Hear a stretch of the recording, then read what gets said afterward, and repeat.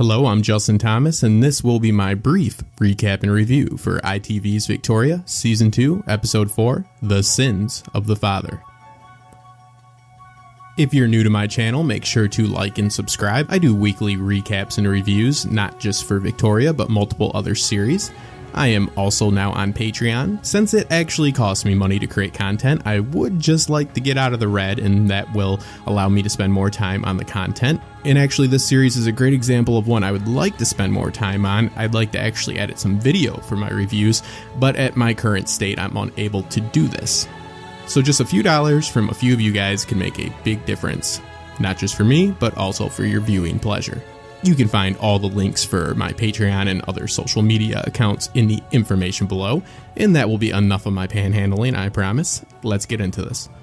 We start off this episode with Victoria giving birth to a healthy Prince of Wales, who will come to be Prince Albert of Wales, respectively named after his father, and also will go on to be the longest-serving Prince of Wales until he was just recently surpassed in 2011 by the current Prince of Wales, his great-grandson, Charles.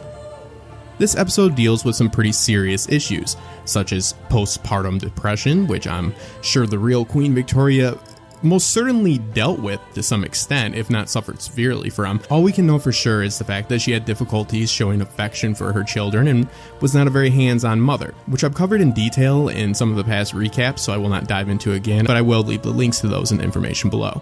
I think that the depiction of the depression was done very well, or at least as well as it can be done in a series such as Victoria. So unless you want a season dedicated solely to the issue, I don't see how you could really have anything negative to say about this.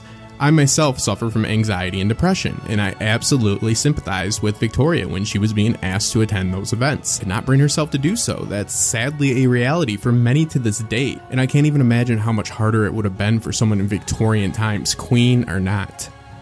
So as the description of the episode states, Victoria finds herself paralyzed by an inexplicable sadness. Meanwhile, a tragedy in Coburg plunges Albert into his own private torment. The sadness, of course, is the death of his father, who has passed away doing, in this series, what he loves doing best. And a lot of historical accounts at least back up the notion that he was no saint. I don't like to speak illy of the deceased, but unfortunately I can't think of any other word than whoring to better fit his behavior. Albert is not pleased with this, which fits his character's behavior, and Ernest, played by David Oakes, who I am always pleased with, doesn't disappoint, and he is a scene stealer multiple times yet again. I feel Ernest tries to protect Albert from harsh realities to a point. I don't know if that's what the series is trying to convey or not. It's just my read.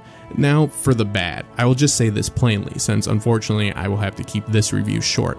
I didn't approve of the show not just implying Albert's parentage could not be as he thought, but flat out stating Uncle Leopold was, in fact, not an uncle but a father to Albert. Now, this show is not a documentary and should not be taken as one.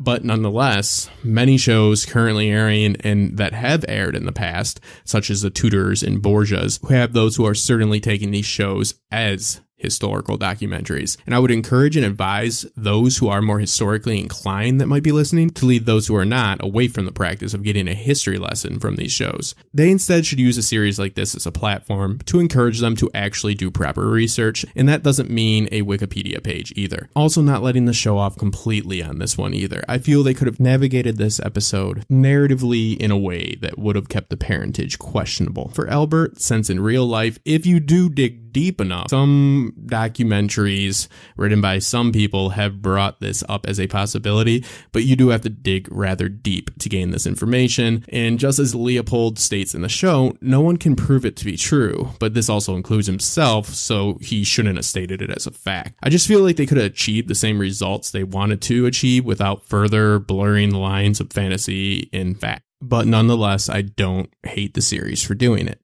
It's on the viewer to educate themselves. But overall, this episode was pretty good, especially with the revamping of subplots that have been enjoyable in the past. And the inclusion of Victoria's struggles, I would give this episode a ranking of an 8, which is one higher than the episode from last week. And I do have one final thought, and my apologies again for this week's episode having to be a little bit shorter due to my time constraints. I feel this does need to be said after reading so many negative articles. The lead cast of this series, Jenna Coleman, Tom Hughes, David Oakes, along with other excellent performers, is fantastic. And certain sites like The Telegraph have been severely harsh on not just the series, but the actors specifically. And I would say, I don't know what the showrunners, the crew, the cast, or Daisy Goodwin has done to The Telegraph. I doubt you have done anything, by the way, but the pettiness and unrealistic expectations they spew every week that seems to be just in efforts to convince viewers not to watch the show. I can only speak for myself, but I hope and encourage others to follow suit that the reviews or recaps, whatever you want to call them on The Telegraph, just are so unrealistic of what they expect of the series and are so inconsistent with their other reviews of other shows that they will only accomplish me not visiting their site and giving it any credibility. And like I said, I can only speak for myself, but when they start taking stabs at the actors themselves who are doing a great job and are consistently doing such a great job, it's a little bit ridiculous. So that's just my point of view. And like I said, I can only speak for myself, but this will only encourage me not to visit their site, and I encourage others not to visit their site either. But everybody is entitled to their opinion. My opinion is you just probably shouldn't visit The Telegraph.